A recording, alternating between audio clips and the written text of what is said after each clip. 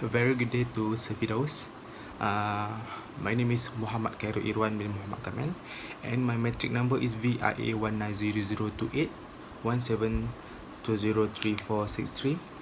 So this is my finals answer for the sport facility final. So for part A, I have answered all the questions, and for part B, I have choose the first and the third questions. So to begin with my first answer, which is part A. So for the part A, for the first question, which is 1A, I have planned to build a new sport complex at Setiawangsa near my house, which is in Kuala Lumpur. So it was named after Youth Arena Sport Complex Centre. So for the next questions, which is 1B, for the type of sport facilities that available at our new sport center is we have 10 multi-purpose court that can play a lot of sport, which is a badminton, volleyball, and also handball. And we also have 2 futsal court, which is we have turf synthetic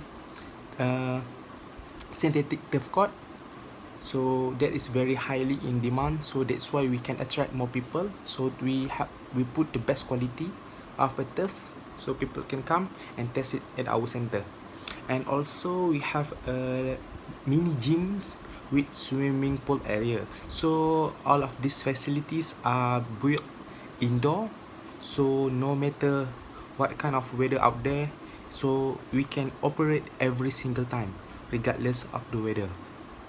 So for the last question for the part A, which is 1C, SWOT analysis of allocations of our new facilities. So as you can see, we have a strength, weakness, opportunity, and also the threat. So for the first one is the strengths. We have to identify that we have a strategic locations in middle of the city in Kuala Lumpur. So that is our strengths. And the next one, we have our location is very near and close to LRT, which is a public transportation, so it is easy for people and our customer to access the public transportation and also can come and go to our multi-purpose court without any hesitation and also without having difficulties. And also we have a big and wide space area, which is a parking area, so our customer with motorcycle, bicycle, or even car can park at our facilities because we have wide area. So not only we provide the best facilities, we also provide all of these things, so it will make ease for them. And for the weakness, we have lack of experienced worker, which is for the maintenance these facilities. And also the second one is we have indoor facilities. Our indoor facilities is very required more money to build, which is high level of renovation costs. So this is because our facilities was built indoor. Every single spot have a roof on top of it, so that is why our construction and renovation fees is very high. And the last one is we also have a very high rental fees, which is our fees of our facilities, since our location is near city in Kuala Lumpur.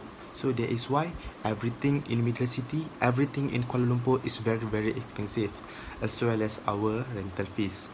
And the third one is opportunity. The opportunity of our sport facility is to grow as a sport organizer. So since our facility is very complete to organize a lot of sport, so let's say we have a school near our facilities that want to organize a sport events or any kind of school events, they can come to us. We can provide them a better price of rental service and a lot of things. And the next one is to join venture with sporting bodies or any sport association in Kuala Lumpur, since Kuala Lumpur is a center of Malaysia, so we have a lot of sporting bodies of sport associations that we can go collaborate. So that's why it is easy, and it was an opportunity for us. And the last one is, it is easy to attract customer, especially students and also teenagers, because our facilities is very near at our housings, our people, our community housings, and also near school. So that's why we can attract them and also promote to them, because I believe that school did not provide a lot of facilities, so that's why they can come to us. So that's the opportunity. And the last one for this one is the threats. So the first one is, we have a COVID-19 pandemic. The COVID-19 pandemic is very hard thing for everyone, as well as for us. So that's why it become a threat for us, because when we have a COVID-19, the government has announced a MCO, movement control order. That's why cannot they cannot give people to go out and also to enjoy our facilities. So it will make our business to go down. And the second one is, there are existing sport facilities at our area before this, so that's become our threat, because the competitor try to promote their better product. That's why they become the threats for us. And the last one is, the economic crisis affects sport industry. It is not affect it is actually affect all of industry in Malaysia. So it is also will affect our sport industry, because it will affect the money, the financial, all of other things. That's why we believe that economic crisis is very unpredictable, but it is can happen to us. So that is for the part A. Moving on to the part B, which is for the first questions, I have choose two sport, which is badminton and handball. So for the badminton, in terms of spacing, surface, and also the environment. So in terms of space, the badminton court is very rectangular in shapes, and it is separated and into two sides by net, which generally have same width of single and double game.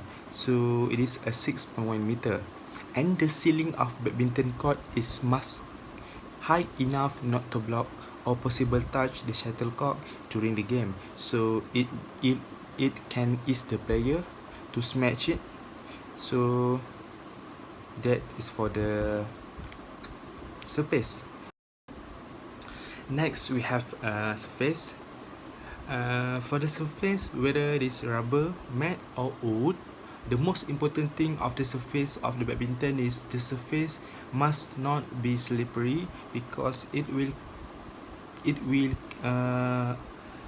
harden the player and also cause the player to fall.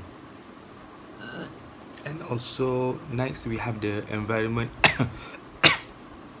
The environment of the badmintons is played indoor to avoid any windy conditions that cause trouble for the game to go smooth. And next sport is handball.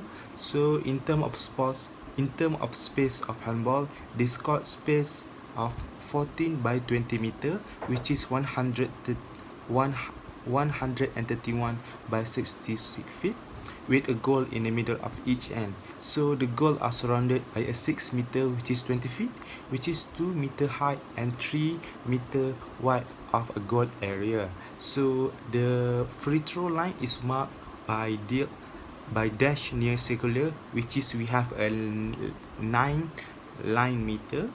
So it is away from the goal. And for the handball surface, we have 3 main type of surface that provide internationally.